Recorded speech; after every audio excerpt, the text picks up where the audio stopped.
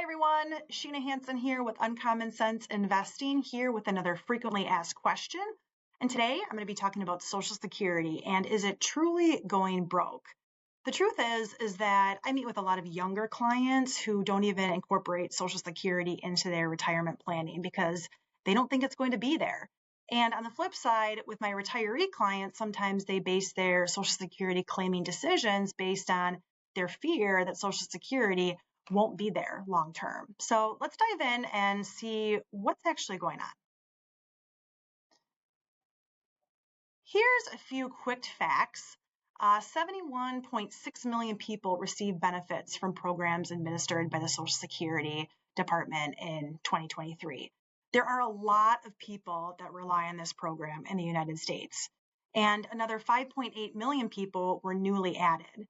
And so this is a huge program, and there are a lot of Americans that truly rely on it. This pie chart here, it shows us how just with a general retiree population, where do their income sources come from? And about 32% of people's income comes from Social Security. That's that blue slice of the pie right there. Other sources might include 401ks, other savings, maybe part-time work.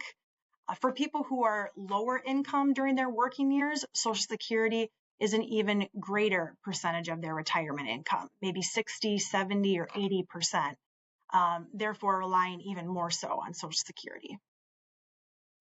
So 2033 is the big year. If we continue how the trust fund is operating right now in 2033, it's scheduled to deplete.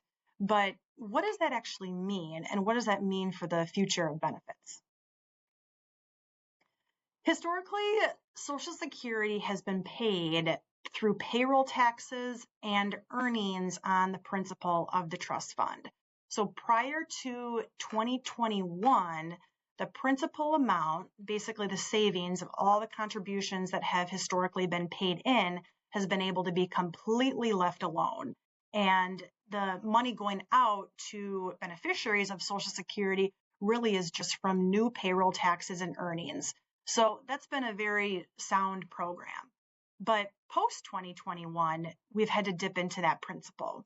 So current retirees who are receiving benefits, that money is coming from new payroll taxes that are going into the trust fund, earnings on that trust fund, and then also the principal, the historical contributions of the trust fund.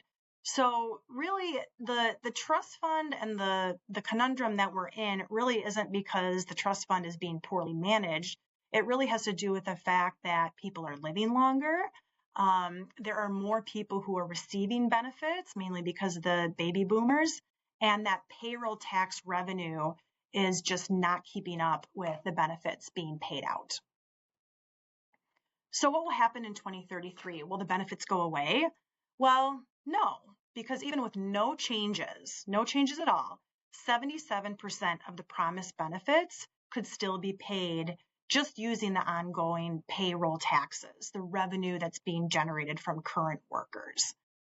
And the bigger question is, can it be fixed? So between now and 2033, we've got to figure out, can we figure out how we're going to really solve this problem? And so it is kind of comforting to know where the revenue gap is. And so 3.61% is the number currently, that if we increase payroll taxes by that amount, we could actually close that gap and Social Security would be fully funded through the year 2097. But that's hard to push through because people in general, it's really not favorable. People don't like increases in taxes, but it would be a solution to the problem.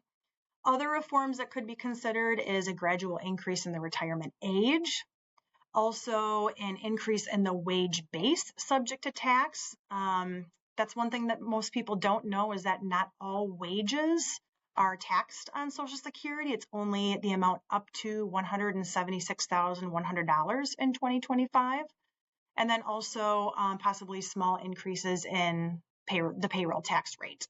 So it really could be a combination of increased taxes, possibly decreased benefits, or a combination of the two. But I feel pretty confident the benefits are going to be there, especially knowing that we do have that 77% funding just through current payroll taxes.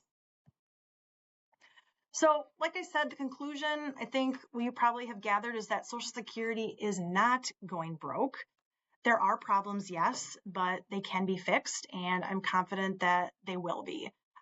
We still need to do our part with our own financial planning and have assets to supplement Social Security, but Social Security will be there in some form. It's just figuring out what that's going to look like in the future.